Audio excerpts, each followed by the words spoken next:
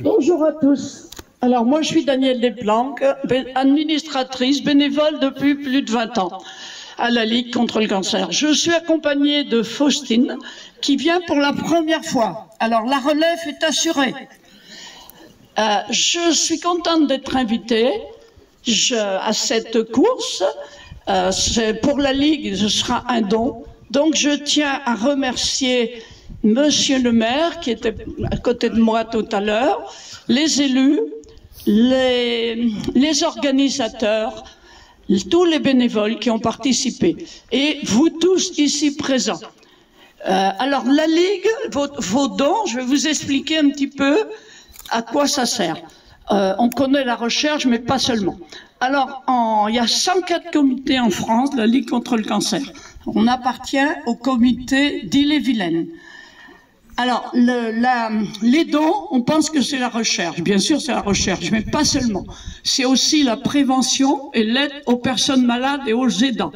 Alors, la recherche, on est le premier financeur associatif de la recherche en France pour le cancer. La recherche avance pour beaucoup de cancers.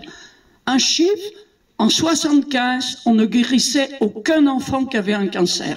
On en guérit plus de 80%. Et un jour, on espère les guérir tous et tous les cancers.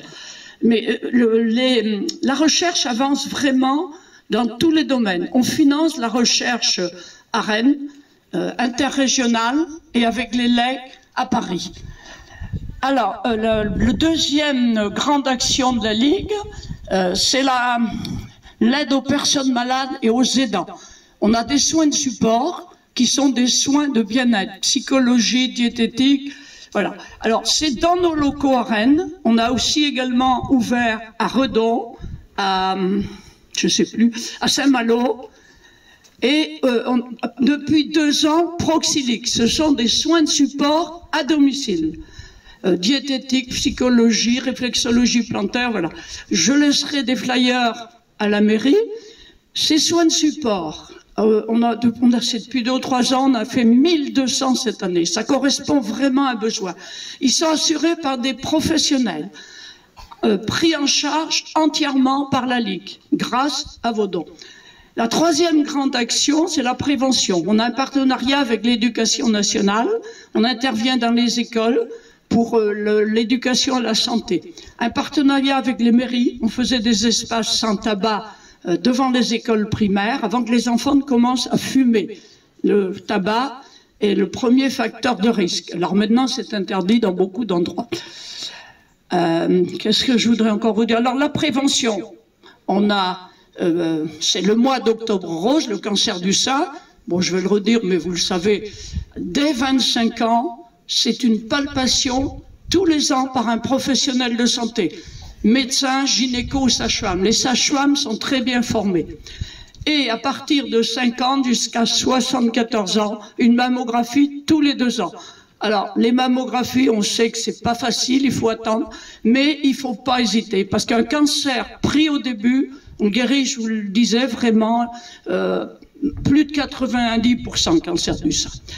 On a aussi Mars Bleu. Alors Mars Bleu, c'est le cancer colorectal.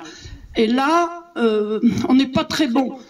Même le cancer du sein, il y a un peu plus de 50% des femmes qui font la mammographie. Cette année, les pourcentages ont baissé. Et le test du cancer colorectal, c'est pareil, c'est pas tellement qu'ils font.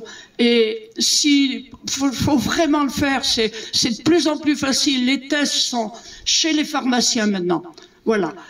Alors, on a aussi une commission sociale pour les personnes en difficulté. On aide également des petites par le nom, mais pas l'action, association.